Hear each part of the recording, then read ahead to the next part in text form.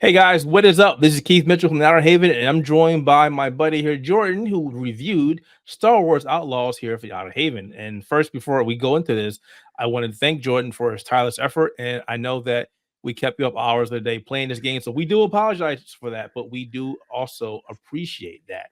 So thank you. Thank you. Thank you. Well, you know me, I appreciate the opportunity. I obviously do kind of work for my own little site as well, but Outerhaven gave me my start, and I'm always trying to help as much as I can. And thankfully, I really enjoyed this game. If you haven't read my review already, which is up on the site right now. Yeah, so as he Um, just pointed out, definitely check out the review of Star Wars Outlaws here at Outer Haven Productions. I definitely read the review, and that's why I have a couple questions for you. I just wanted to talk about this game, and I know you love the game. I get that, but let's go through a couple more things. First and foremost, did you really enjoy this game, or are you just lying to me? I mean, I'm not lying. I'm definitely not lying because it, for me, it was one of those things where the moment that I loaded up this game for the very first time and you hear the music start playing and you see the menus show up That's when you in that started geeking out. kind of Star Wars style, straight away there was something in my brain that goes, "Oh, they've nailed this, haven't they? They've nailed this. Like they know what Star Wars is, and they've made a Star Wars game." And like I said it in the review, but at times I would literally sit on that title screen and just listen to that main theme music there that they've got for the game. And I don't know, it's like it made me a little kid again. You know, you said it recently when you were previewing the Plucky Squire, Oh and man, I love that. you God, felt like a little kid playing that. yeah, This was that was kind of great. this was kind of my moment with the little kid thing. Star Wars Outlaws just made me a little kid again, and I felt like a kid playing the game.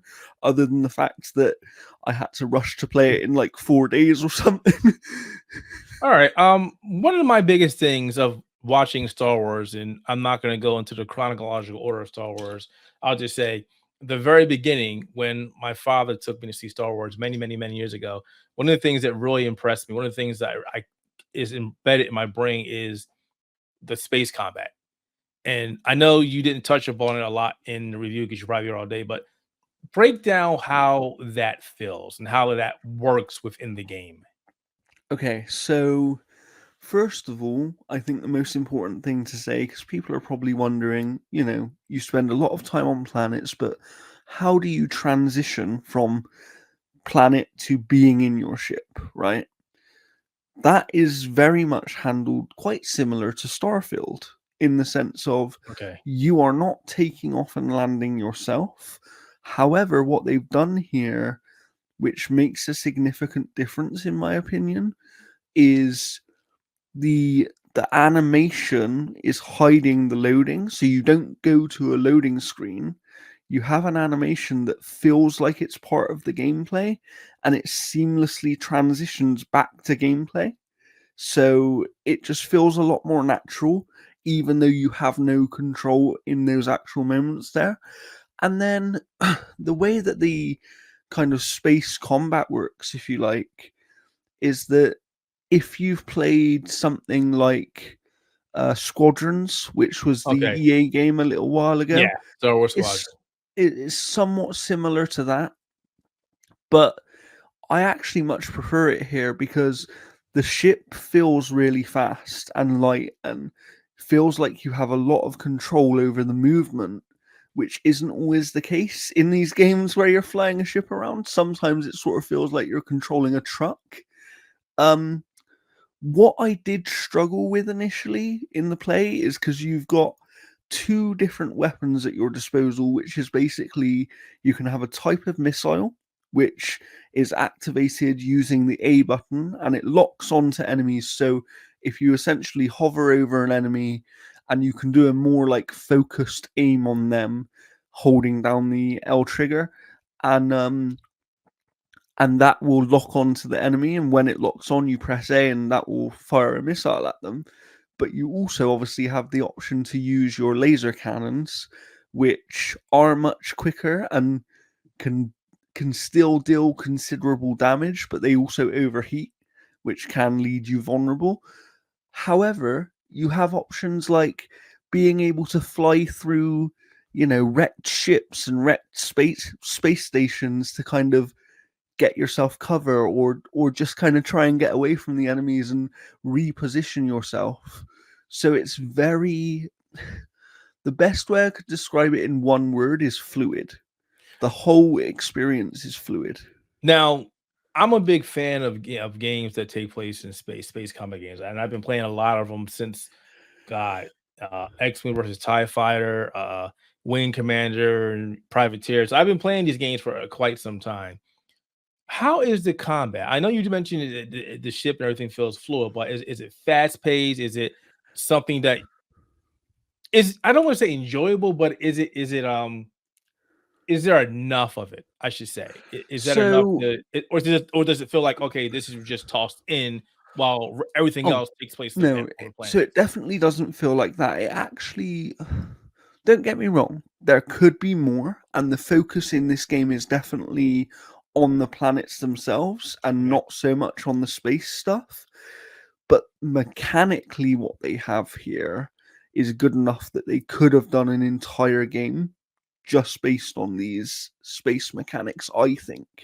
Because, like for example, you might encounter a group of TIE fighters, right? And it will be 3 or 4 enemies. And usually you'll only get 3 or 4 smaller enemies at a time. But obviously they're faster than you. They, they're more maneuverable than you are, and therefore you have to kind of think tactically while you're doing this gameplay. And that's why I say that you have to use your environment even in outer space. You have to kind of go around a rock here or duck under something there, or it's you really have to think about what you're doing, and then you better hope that you don't pull up alongside a cruiser or something, because these are much bigger ships that are bigger than your So ship. that happens. You can actually be minding your business or whatnot, and then a giant spaceship or cruiser pulls up alongside, and you're like, "Hey, dude, what's Yeah. up?" Yeah. Those So happen. that so that will happen, and then it will be like sometimes they'll just randomly start firing at you, right? And what's different about the combat against those is you're actually shown weak points on those ships, and it can be like the weapons, the energy for the shield and that kind of stuff. And if you target those weak points, it obviously becomes much easier for you to then take that ship down. The problem is, being a much bigger ship and more well equipped, even though you can move quicker than they do a lot of damage to you very, very quickly. So you have to, that is more about maneuverability and positioning yourself in a way that they can't hit you, and then getting a shot in here and there. Um, but yeah, I tried to avoid those fights as much as possible, because they were definitely where the difficulty was in the kind of space combat there. That sounds like something that I would enjoy because, like I said, I love those kind of things. All right, let's switch things up. Let's talk about the actual ground combat, which is you do a lot more of this more than you do space combat, and not just combat, but everything that you can do on the ground. And I was looking at the review, and you mentioned that you do have some kind of cover fire, and you mentioned it's not like the Division Two, but you can hide behind things and just randomly blind fire. How does Yes. that feel? So it takes a minute to get used to, because obviously, normally in a third person game where you are firing any type of weapon, you would assume, or we've come to learn, that you can press a button and hug into cover, right? Whereas this is more dynamic, as in, Kay will position herself in a way that she is behind cover, but she's not stuck to it, if that makes sense. So where she's not stuck to it, you actually have a lot more freedom to hide behind one piece of cover and then run, and you can do a slide with pressing the B button, and you could slide behind the next bit of cover, right? So you do have almost like more pace to the gameplay in that way, because you're not waiting for several animations to play out to move between covers. But the disadvantage of it is that sometimes, because it's sort of contextual, you're not always sure if you're actually positioned behind the cover properly, and you can therefore kind of be hit or not hit things that you think you should be hitting from where you are.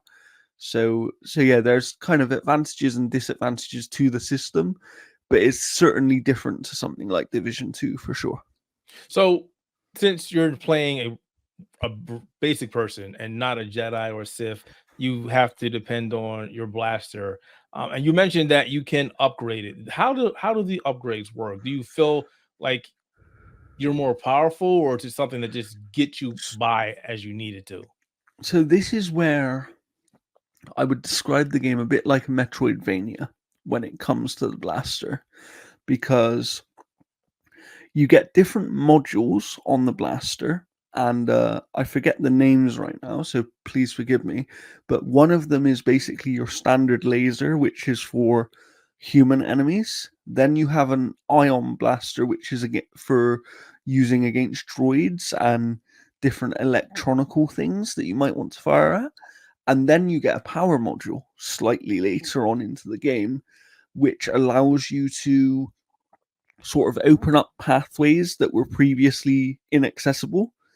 And you'll end up going back to areas that you've been in before and finding things that you never knew were there, because you can now get through a wall that you didn't realize you could get through previously. So it's really good in that way. But also within each of these module types, there are actually different versions. So, for example, the standard laser, you can upgrade that standard laser, excuse me, to be more accurate and do more damage, or you can eventually convert it to a rapid fire laser, right, where it won't do as much damage, but the fire rate is so much higher that it has its own uses. So yeah. All right. So you mentioned the game is more like Uncharted, which I think a lot of people were really hoping that that's exactly what the game would be like. Um, but there's also those mini games that are in there. And people aren't always a fan of mini games, especially when they're puzzle mini games. Are they fairly easy to get past? Are they difficult? What's your stance on So those? there's different mini games, right? Obviously there are things in the core gameplay you'll be doing quite often. So, like the lock picking, for example, the lock picking mini game, which I mentioned in the review, which is where uh, Kay takes her device, which she wears as a hairpin to kind of disguise it, and then puts it into the lock like she's R2D2, and the lock starts beeping in a certain rhythm, and you have to tap the right trigger in time with that rhythm to unlock the lock. Those are quite easy because although there are several different rhythms that these locks can have, they will eventually start repeating themselves. Okay. So once you know what the rhythms are, then it becomes kind of second nature at some point. But I think that's kind of the point. I think that's kind of an intentional design, because over time they want you to be better at it, right? And I have to say as well, while we're on the subject, in the accessibility options, you can actually make the lock picking completely automatic. So if you don't want to do that every time, if you get bored of it, you can go in there, switch on automatic lock picking, Oh, okay. and you will basically activate the animation, and then it will take a few seconds to do it for you. So there are ways All around it. right. There are ways to avoid these mini games if you don't enjoy them. I prefer the one that I prefer, which you do quite often as well, is the computer hacking mini game, which is clearly basically Wordle but with symbols. And the way that this mini game works is you have 3 or 4 symbols to find, sometimes more, and you have these boxes on the right, yeah, which are like columns of how many chances you get, basically. And then you can see all the symbols on the left. And when you choose these symbols, they either turn orange or yellow to tell you that they're in the combination, but you haven't positioned them in the right place. They turn blue to say they're in the right place, or they're red to say that they're wrong. And you obviously have to figure it out. And the interesting thing about these locks is if you fail it too many times with these hacks, you can fail once or twice. But if you fail too many times on some of these hacking things, you're actually completely locked out of the hack. Okay. That doesn't sound fun. So it doesn't.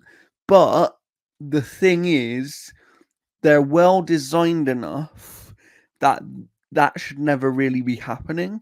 And also, it's part of the gameplay because you can upgrade the slicer, which is the piece of kit that allows you to do the hacking, and it will basically upgrading it through gameplay will allow you to have more chances at each hack.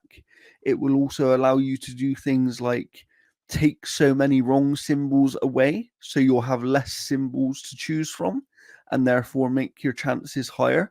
So you do, it's kind of like, even though you can fail, the tools are in the game for you to never fail. And go on. Since we're talking about failing things now, not in your review, but I've seen a lot of people getting frustrated with the stealth mechanics in this game. Mhm. And can you elaborate on how those work? And Okay. should people be frustrated about them, or just tell us, break it down for us. Just let us Okay, know how that actually works. so there are missions in this game where you have to maintain stealth. It's forced upon you, and you must maintain stealth. And if you don't, you will be taken back to the most recent checkpoint, or in some cases, the most recent save you have. Right. The problem is, and I think this is where people's frustration comes from. And I don't feel this frustration personally, but you cannot save the game manually while you're in hostile territory.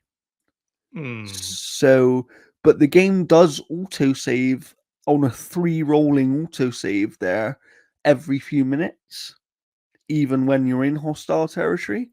So, although you can't save manually, you can always load a save that isn't that far away. And I don't know if everybody knows that, because there is also a checkpoint system, right? But the issue with that is some of these checkpoints can be quite far back. Like if you break stealth, you might have to go and redo 5 minute section. But if that happens to you 3 or 4 times, that ends up being a lot of additional playtime, right? And you end up doing the same thing over and over again. But So it kind of sounds like Metal Gear Solid, where if you got caught, it was like, all right, you got to start over again, or you break into a firefight. So there's no option to go, okay, I got caught. Let me try and shoot my way out of it. It's nope, so go back to the so beginning. so it depends on the circumstances. So, for example, in this game, you have the syndicates, which you can have different levels of relationship with, and I'm sure we'll talk about that more in a minute. But depending on your relationship with them, sometimes you might need to get into an area of the map that they control. And if they don't like you, if you're seen in that area, they will kick you out of the area. So it's not that you go back to the checkpoint, it's that you then have to find another way into that area and figure your way through that, right?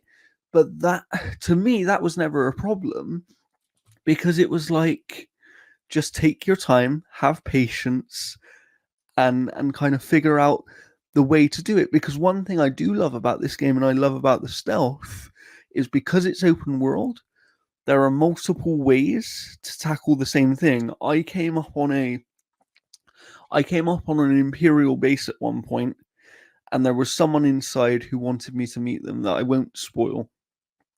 And they were like, "Oh yeah, get in here however you want, just don't die." Right? And so I tried walking through the front gate, got absolutely destroyed because these Imperials are strong in this game. But then in stealth, I found that I could go all the way up the cliffside and swing into the base. I could hack a little vent and go in underneath. There were different ways to go in. And depending on which way I tried, it might have been easier or harder, depending on enemy placements, right? So to me, I don't really understand people's frustrations. I understand that replaying sections can be frustrating, but I never found the stealth hard. Like, I never had to replay a section more than once, you know? But to be fair, let's back it up. I don't want to say that you're used to playing these types of games, but we got to think of other people that maybe have never played a Metal Gear Solid game or Absolutely. aren't, Absolutely. usually, like I said, most games, if you try to stealth through a section and you get caught, Yeah. okay, I get to fight my way out, and eventually But that's why, it so goes there away. is, so it does, and that's kind of the point I was actually going to make before and I forgot, was that there are some missions where you have to maintain stealth, but a lot of the main missions where you start off in stealth will say don't raise the alarm, right? And all that means is you can be seen, just don't let them activate the alarm, because there are a lot alarms through these different facilities you're in, but you have the tools to sabotage these alarms so that they can't activate them, and then you can just do whatever you want. You know, you can go around and you can use your little blaster. Or one thing I actually forgot to mention in the review is that you can pick up these heavy weapons if you like throughout the world. There's different weapons you can pick up. Are they Like, just blasters or there's like melee stuff as well, or so just so there's no melee stuff. So they that's are different. frustrating. So they're different types of blasters, but you'll get like a sniper rifle, a grenade launcher, Oh, that's th- cool. things like that. And the way that they work is you pick them up, and once they're out of ammo, they're done. But you can upgrade your skills with heavy weapons to allow them to last considerably longer and things like that. So there are different ways to play. But again, for me, that all feeds into the same system because they don't want KVS at any point in this game to feel overpowered. And it's like, for people who've watched the movies, yeah, we do see Han Solo occasionally run in somewhere and just start blasting people. But let's be honest, he was quite a sneaky guy most of the time, and he had to kind of talk his way into places Yeah. and that sort of thing, right? And that's the vibe they're going for here. For example, sometimes it'll be like, you need to get into this place, and there are several ways in, but you can actually bribe your way in if you have enough credits. You can just bribe your way straight in through the front door. Like, there is a lot of dynamic elements here. One issue that I find that I had with the stealth was that the blaster is incredibly useful even in stealth because it has a sleep dart function, right? Which is, you will basically aim the blaster and then a tap of the right bumper will shoot out like this little orb, which basically acts like a sleep dart and puts any guard to sleep. But that only recharges, it does recharge over time, but very slowly. And the only way to recharge it faster, really, at least kind of until you get quite a way through the game, is stealth takedowns. But stealth takedowns are hard because you don't always know where all the enemies are. Is this something that people should be aiming to do, or is it just if it's like um one of the things in the moment? If I can do it, I should do it, but maybe not try and do it all the time because it's risky. Yeah, so sometimes you're, look, if there's one enemy there if you're in a room and there's one enemy who's not looking at you, do a stealth takedown on that enemy, even if you don't really need to, because it's going to help you recharge your sleeping dart there. But sometimes you'll be in a room and there'll be three enemies, and you think, "Oh, I could do this," Yeah, because some but games are but like that. I could just take out the one guy and the two guys that are right next to him, they don't pay attention to me. and it doesn't work like that. Like if Okay. you start doing a stealth takedown, stealth is very good in this game, and I'll talk about why in a minute. Why I really like stealth, but if you do a stealth takedown, it's not like other games. These one criticism I've seen of this game from other reviewers that I don't agree with, or that I at least didn't experience, is that the AI is dumb in this game I've heard that. because because when I would do stealth takedowns, they would hear me like across the room when they're looking the other way. They would actually hear me and come and investigate. To me, that's not something that dumb AI does. Do you know what I Now, let's mean? let's talk about that for a second, because I played a handful of games that were you can stealth into an area, and the enemy would know that you're there automatically. It's like, "You didn't even see me, you didn't even hear me, but you're looking at me already." Is that something that happens in this game, or you really have to, like, make noise or slip up from and go, "Hey, there's something over there, let me go check." So I've never, unless they are literally looking straight at me and I wasn't aware that they were there, I've never had a situation where I felt like I was unfairly spotted. I personally always felt like if I was spotted, it was just because I wasn't aware that somebody was there, or that I rushed through when I should have had a bit more patience and stayed behind cover. For example, there's one situation early on in the game where I had to swing over during a stealth section. I had to swing over a platform to land on another platform, and a droid was coming towards me. But I thought he couldn't see me, right? However, just my luck is, as I land the jump, before I can crouch again behind the cover, the droid turns. And all that came down to is I had to just time it differently. That was a timing thing, and it was me trying to rush rather than the game treating me unfairly. I've never had a situation where someone's run in from, you know, two rooms away because they've heard me or seen me. Like that's never happened. So, yeah.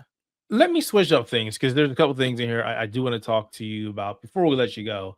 And I do apologize for going over the time, but these are questions I really think need to be asked. Go on. First and foremost, what did you think about Kay as a character in whole? Because there was a lot of frustration with people when she was first introduced as being the main character for the game.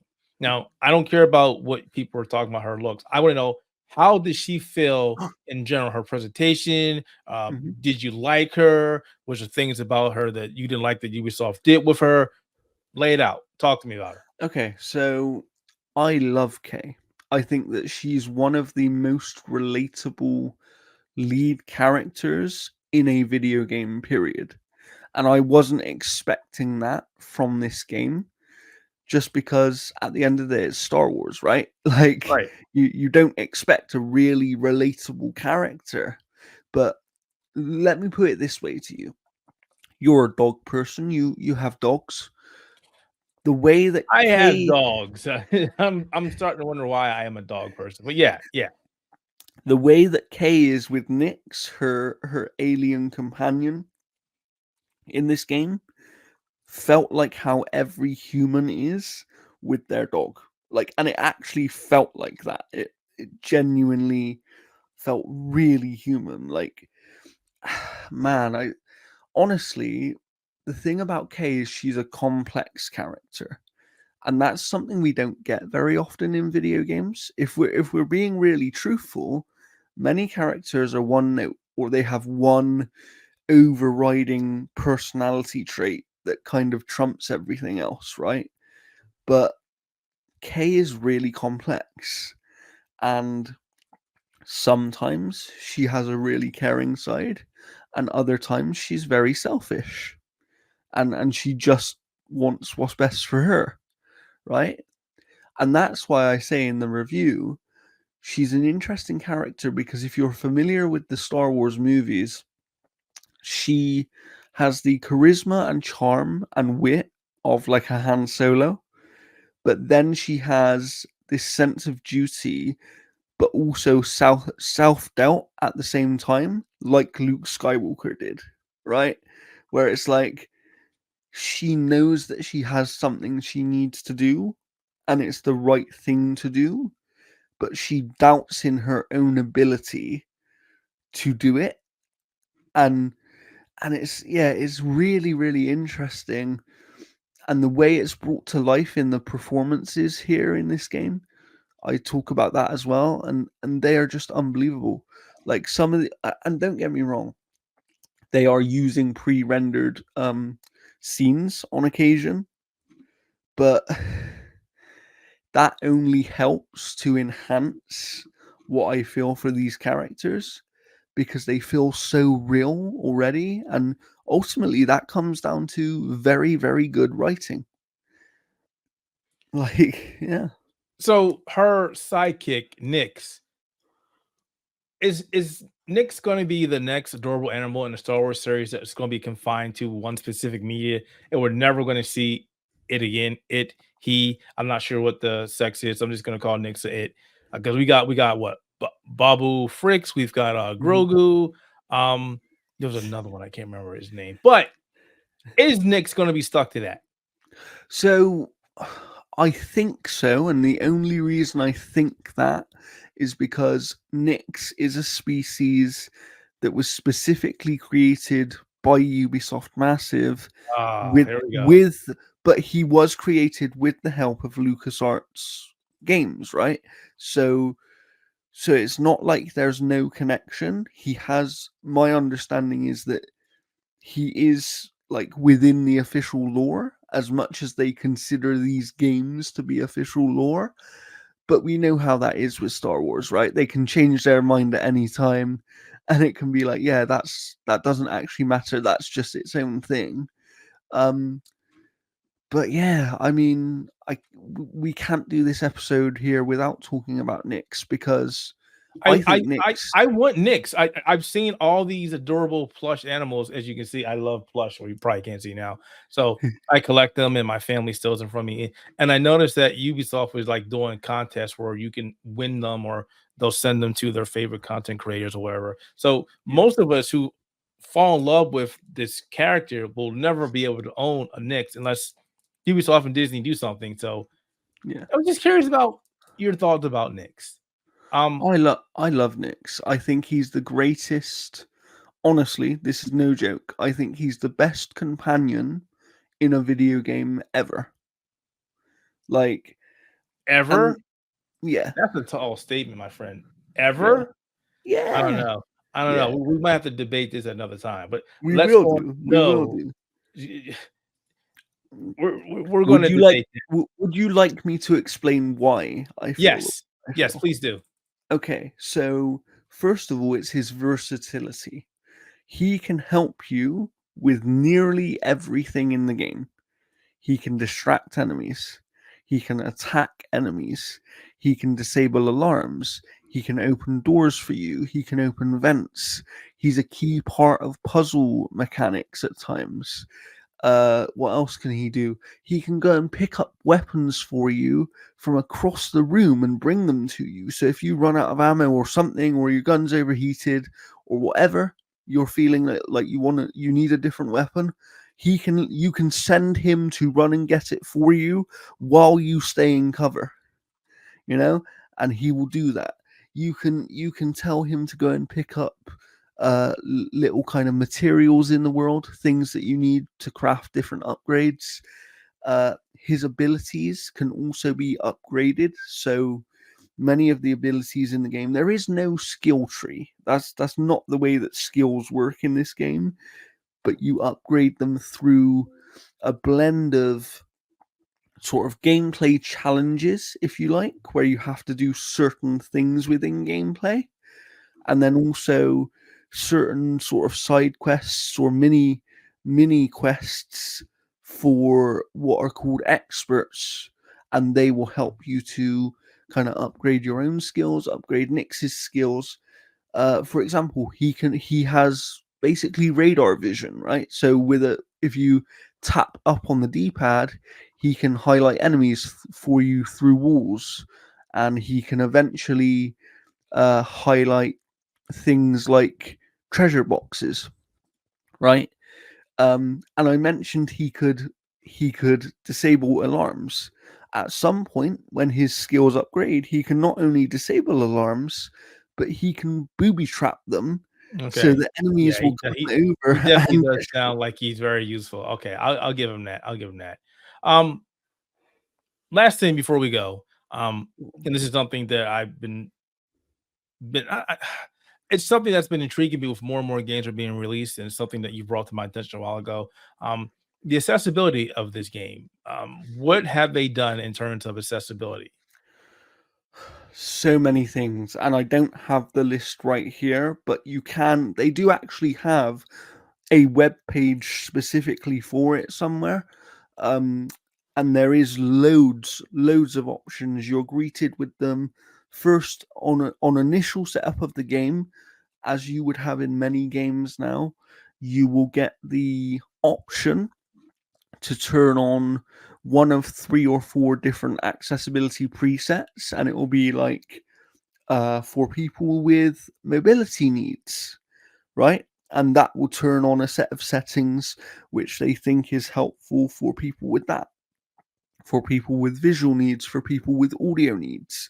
So those are like your different presets, but then all of those things are also available in another menu for you to turn on or off and customize to your own liking. So I'll give you some examples of things that they've done. I was talking earlier about the puzzle that's a bit like Wordle with the symbols, right? If you struggle with symbols, you can change those symbols to just simple numbers, for example. Um, there are colorblind options as they've had for a long time in many games, and honestly, like Ubisoft is becoming one of the most consistent developers across all of their studios at making sure they have an abundance of accessibility options. And I would be surprised if there wasn't at least one option in this game that helped make this game more playable for you, because there's so many things. And I wish I had the list right now to tell you, but unfortunately I do not have it in front of me. No, that's fine. That's fine. Because you're not the first person I've talked to regarding accessibility. I've been asking people on Twitter how does a game work with that, and a lot of people are like, yeah, there's a lot of stuff in this game, and it's just glad to see more and more games are adding accessibility options for people who have disabilities to allow them to play games. It's fantastic, and it's something that you've been talking about a lot online as well. So it's really good to see that they haven't forgotten a lot of people in terms Yeah. of gaming, because gaming should be Well, for as everybody. Microsoft recently said, there are 425 million players with disabilities across all forms of platforms, right? So when there's that many people, you don't want to exclude them, do you? And you shouldn't be excluding them. So I'm hoping that more studios take the lead from this game here, because in on the accessibility front, this game is amazing. Is great. So all in all, you enjoyed the game. You thought it was a fantastic game. Oh wait, no, back up. Let me. I have to ask. I have to ask without spoiling. If you are a big Star Wars fan, does this game have a lot of Easter eggs for you to find? Now, I already know there's one because people on Twitter decided they were going to spoil it for everybody about Mhm. a specific place, Yeah. which they shouldn't have So done. But I'm not going to spoil anything for you, but there are several things in this game, and there's probably things that even I didn't pick up on, because while I am a big Star Wars fan, I'm not super deep on the lore like some people are, right? So, but there are definitely moments in this game that will make you go, "Oh wow." Like, if you like Star Wars, you're going to like this game. And I would say, please don't be put off by, the people who haven't enjoyed it as much as me, because if you didn't know, and this is no advertisement, honestly, I'm just saying this because I genuinely believe it to be true. You can, if you have a PC or an Xbox, subscribe to a month of Ubisoft Plus, and you can play this game. Like day one, tomorrow, you actually get the ultimate edition of this game on Ubisoft Plus. So you can have the early access version. Honestly, I would highly recommend it.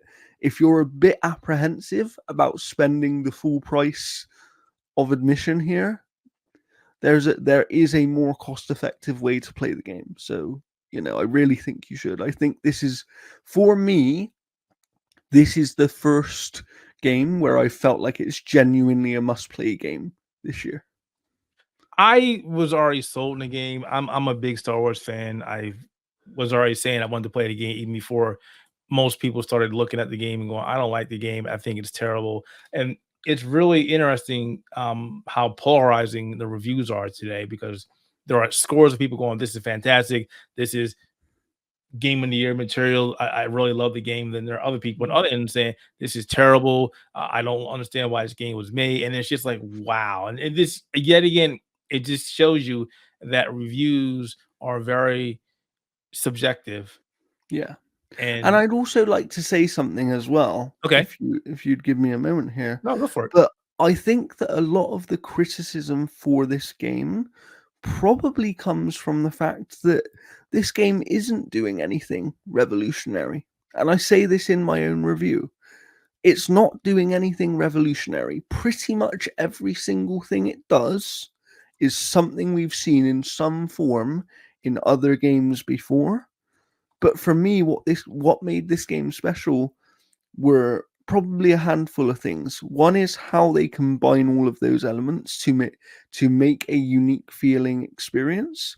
Two is the human nature of it, and how it's much more grounded and serious than I thought a Star Wars tale could ever be. And having that angle on a universe that I know so well, but often only see from these godlike Jedi's, right? Like, we only really ever see their view on this universe. So getting to experience a universe I'm familiar with, but through a completely different set of eyes, made Exactly. it special to me. And And I that's think this that, is exactly why. Sorry to cut you off. This is exactly why I was looking forward to this game. We've had more than enough games where we played as a Jedi or a Sith, and and I'll end with this. I like the recent Jedi games. Okay, they're great. I honestly think that for me, this might be the best Star Wars game ever. best, Hmm. best, It might best. be. On all the Star Wars games, the It best. might be. Remember, I'm a bit younger than you, so give me Mm, some leeway. Give me some leeway. I don't know about that, my friend. Don't be throwing my age in there. Don't do that. You need to go back and play some games. Maybe Go back maybe and we play have some to games. rank them one day. Maybe we'll come back Did you here say and rent them? rank. Okay, I was like rent. Like what? I mean, we've got Star Wars Dark Forces, which got a remaster. Definitely check that out. Star Wars Knights of the Old Republic. I mean, seriously, you gotta go play that game. That's not dismiss of Star Wars Squadron. That was a Yeah. funny game as well. You definitely gotta go back there. But yeah, some of the older games you definitely gotta go back and go play. Like there was a Jedi, was Star Wars Jedi Knight 2. Hmm. Gotta play that. Yeah, yeah, yeah.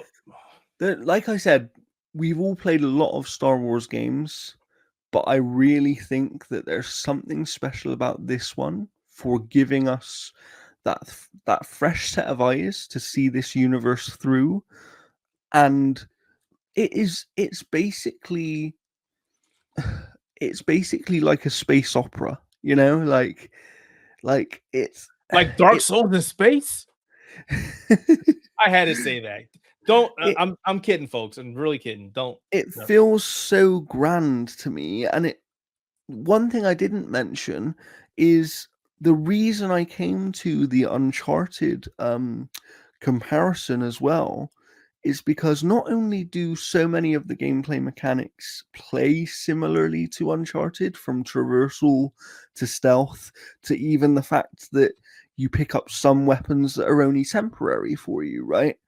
But they also have, at times, very cinematic set piece style moments in this game. Like, this is basically an Uncharted game in space. Don't say that. Don't. You do not know the kind of argument you just started by doing this. Don't say that. Don't say that. I mean, I'm just giving my opinion. Everyone And is entitled and to that's one. fair. I am a little disappointed that you can't pick up like a lightsaber or just the Easter eggs. Shut up. Nothing. I didn't mean that. We're done. We're good. We're done. All right, Jordan, thank you very much for taking your time out to talk about the game. I know you want to go back and play the game and or probably go to sleep. So I'm going to leave you alone. Once again, everybody, you can check out the review of Star Wars Outlaws here or at the outerhaven.net, as well as Jordan, the other website that Jordan is associated with, Yes. Analog Gaming, has a review over there as well. Yeah, So our good definitely go friend check it Jeff out. Young was able to review the game as well.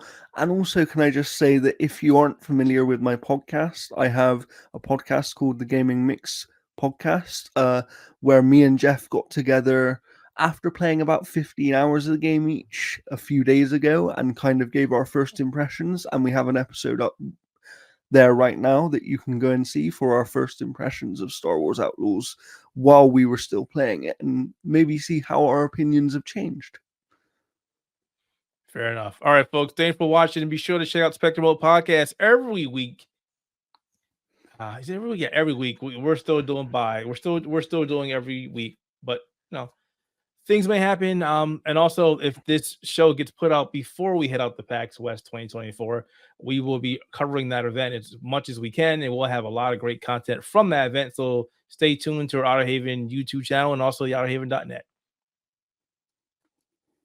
I wish I could put some Star Wars music as we close out, but I'm pretty sure we'll get in trouble for that. So we won't do that. So thanks for watching, everybody.